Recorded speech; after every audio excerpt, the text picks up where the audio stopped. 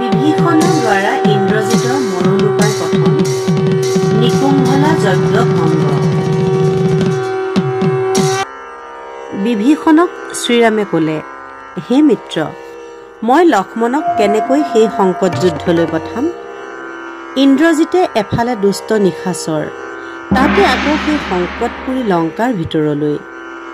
বালক লক্ষ্মণ সহজে কাতৰ হয়, মনৰ দুখ ফলাহাৰ ভক্ষণ কৰি কলেবৰ তেনেই শীৰ্ণ হ'ল। কষ্ট পাই বুলি মোৰ ভয় হৈছে।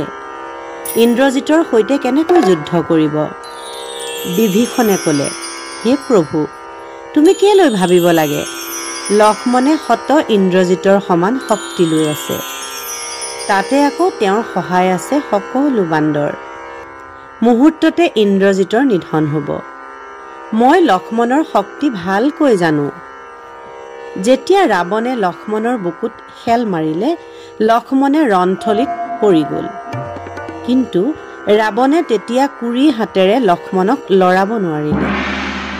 গতিকে তুমি লক্ষ্মণক যুদ্ধলৈ পঠোৱা। সকলো বীৰ ৰণত মৰিলেই, মাত্ৰ সিয়েই বাকী আছে। ইন্দ্ৰজিতক মাৰি ৰাৱণক মাৰিব লাগিব।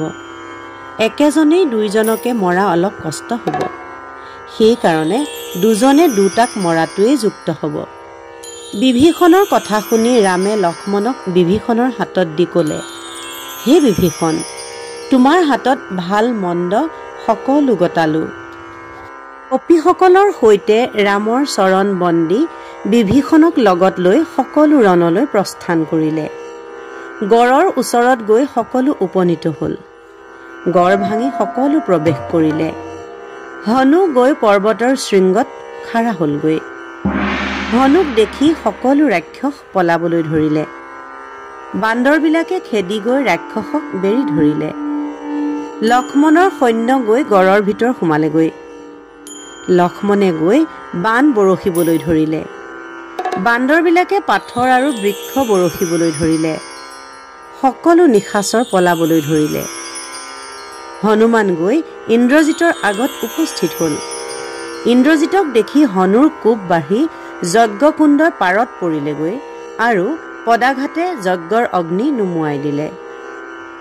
হনুমানে সিংহৰ প্ৰতাপ দেখুৱাই যজ্ঞকুণ্ড ভৰাই প্ৰস্ৰাৱ কৰি দিলে আৰু ফল মূল ফুল সকলো প্ৰস্ৰাৱৰ কোবত অতি যজ্ঞ দ্ৰব্য চিটিকি য'ত ত'ত পৰিল। ইন্দ্ৰজিতে এইবিলাক দেখি ক্ৰোধত যুদ্ধলৈ সাজু হ'ল। হনুৰ ওপৰত সি বান বৰষিবলৈ ধৰিলে। জাঠি ও ঝকৰা খেল মাৰিবলৈ ধৰিলে। লাফ মাৰি মাৰি হনুৱে সকলো অস্ত্ৰ ধৰিলে। বিভীষণে লক্ষ্মণক ক'লে, হেৰা লক্ষ্মণ, সৌৱা চোৱা, ইন্দ্ৰজিতৰ শৰে হনুক বিন্ধিব লাগিছে। মেঘৰ বৰ্ণ ধৰি বটবৃক্ষৰ তলত নিকুম্ভলা যজ্ঞ কৰি বহি আছে। যজ্ঞ সাং হোৱাৰ লগে লগে অগ্নিৰ বৰ লাভ কৰিব। তেতিয়া আনৰ কথা বাদেই পুৰন্দৰেও তেওঁক জিনিব নোৱাৰে। গতিকে যজ্ঞসহ এই সময়তে তাক মাৰি পেলোৱা।